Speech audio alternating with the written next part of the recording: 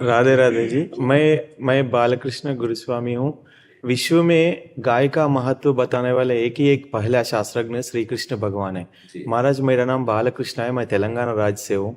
मैं अभी तक 22,000 किलोमीटर तक पैदल यात्रा करा कि गाय को बचाने के लिए। मेरा प्रश्न है, आप यज्ञ यागादि क्रतु सब करते, बहुत से स्वामी जी है, सब ये करने को बहुत से स्वामी जी है। स्वामी, अगर गाय नहीं है तो यज्ञ यागादि क्रतु कैसे कर सकते? कैसे हो जाएगा? बिल्कुल बिल्कुल। पूरा देश भर में मैं जब पैदल चल रहा हूँ, पूरा जर्सी गाय है, कहीं भी देशी गाय के नस्लें नहीं है। ये बात मैं अमित शाह जी को भी बताया था। हाँ, अभी आपने देखा नहीं है, लाखों गाय हमारे ब्रजमंडल में है देसी, लाखों गाय हैं।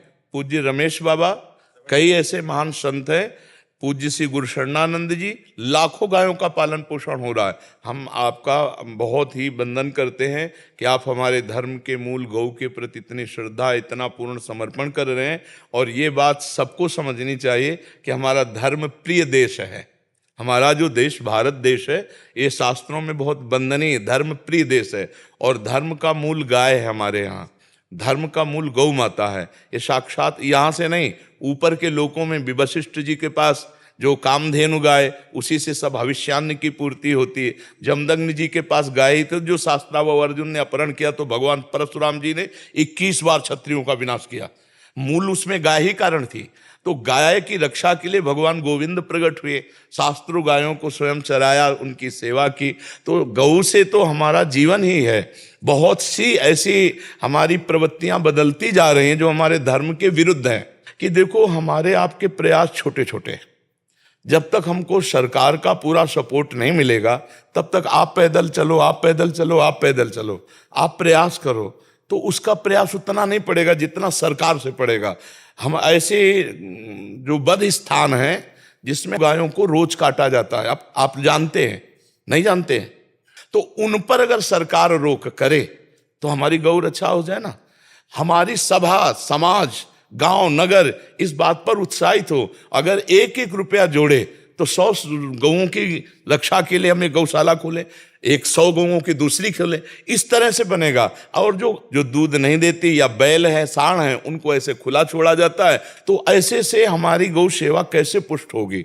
हमें सबको जागृत होना पड़ेगा गौ सेवा के लिए। उसकी दृष्टि पार्थिव रुपये पर है, ना कि धर्म पर है, ना कि शरीर स्वस्थता पर है, ना कि भगवत प्रसन्नता पर है। कि स्वयं भगवान श्री कृष्णचंद्र गौओं के पीछे घूमकर उनको चराया, उनका पालन पोषण किया। हम उन्हीं की संतान हैं, भगवान के ही तो जन हैं। तो अगर हम गौ सेवा नहीं कर पाते हैं तो कुछ अर्थ निकाल देते हैं और कई लोग मिलकर के एक छोटी सी गौशाला खोल लेते हैं। जो गायें दूध नहीं देती हैं हम उनकी भी सेवा करें, जो बैल छोड़ दिए जाते हैं हम उनकी भी सेवा करें। धर्म का स्वरूप है बैल, बैल और गाय, ये हमारे धर्म के प्रतीक है। पर आज ना नई पीढ़ी से समझ रही है और ना अर्थ लोलुप समाज समझ रही इस बात को। तो सब लोग मिलकर इस पर लगे, तभी विजय प्राप्त हो सकती है। नहीं महाराज, आपसे आपने अभी बोला आपके स्वास्थ्य के लिए पूरा देश भर प्रार्थना कर रहे, आप अच्छे रहना बोल के। जैसा आप लोग आए तो पूरा देश भर में इकट्ठा होता, हमारे जैसे लोग कितने भी और बिल्कुल बिल्कुल, हाँ बिल्कुल कह रहे, बिल्कुल। आप आए तो भी कब भगवान बुलाता नहीं मालूम। भगवान, आप तो भगवान समझते सब जन।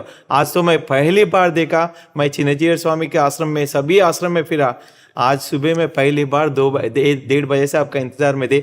इतना वक्त, इतना प्यार आपके ऊपर जी, पूरा पूरा बिल्कुल। अब इस पर तो हम ऋणी हैं, इस पर समाज के ऋणी हैं कि 3-3, 4-4 घंटे रोड में खड़े रहना, मात्र एक ऐसे निकल के बस ऐसे, और सब उल्लसित, सब आनंदित, कोई दुखी नहीं, कोई परेशान नहीं, लेकिन सब मर्यादित, सब अपने आनंद में और सब श्रद्धा से।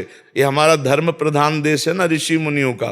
तो अभी संस्कार हैं, भगवान की कृपा है जिससे ये लोग आदर कर रहे हैं। नहीं तो आगे और कलयुग आएगा, संत महात्माओं का आदर या भगवान मार्ग का आदर, ये सब लुप्त हो जाएगा, धीरे धीरे लुप्त हो जाएगा। जैसे हम असंतुष्ट हैं कि आज जो हमारा धर्म प्रचार है वो दूसरा रूप ले रहा है।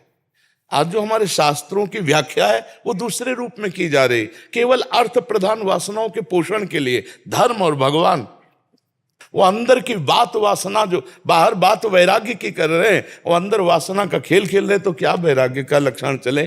पर फिर भी भगवान की अभी कृपा है, संत महात्मा जन है, अभी धर्मात्मा जन जैसे आप पैदल चल करके गौ माता की रक्षा के लिए ऐसा व्रत लिए कि पूरे भारत में भ्रमण कर हम ऐसा करें।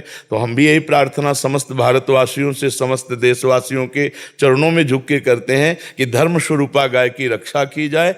एक कवल के लिए अगर आप निकालोगे, एक एक कवल के लिए, तो बहुत मिलकर के गाय को भोजन हो जाएगा, गाय की व्यवस्था बन जाएगी। अगर हमारी गाय सुरक्षित है गौशाला में तो कटने से बच जाएंगे।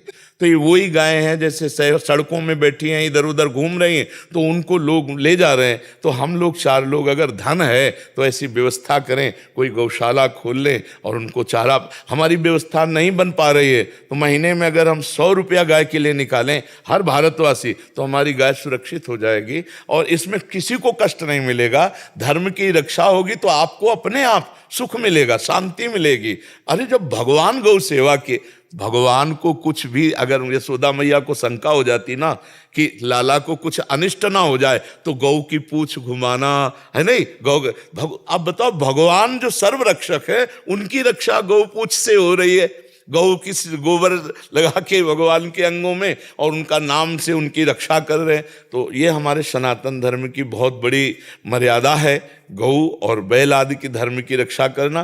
तो आप लोगों, भगवान ही आपको प्रेरित कर रहे हैं, हमारी भी सबसे प्रार्थना है। और हजारों लोग लग रहे हैं, हजारों लोग लग रहे हैं इस बात में, ऐसा नहीं हजारों धर्मात्मा पुरुष लग रहे, पर सफल वही होगा जिसका उद्देश्य धर्म होगा। गौ रक्षा या गौ पोषण के बहाने अपनी वासनाओं का पोषण करना, वो तो बात अलग हो गई।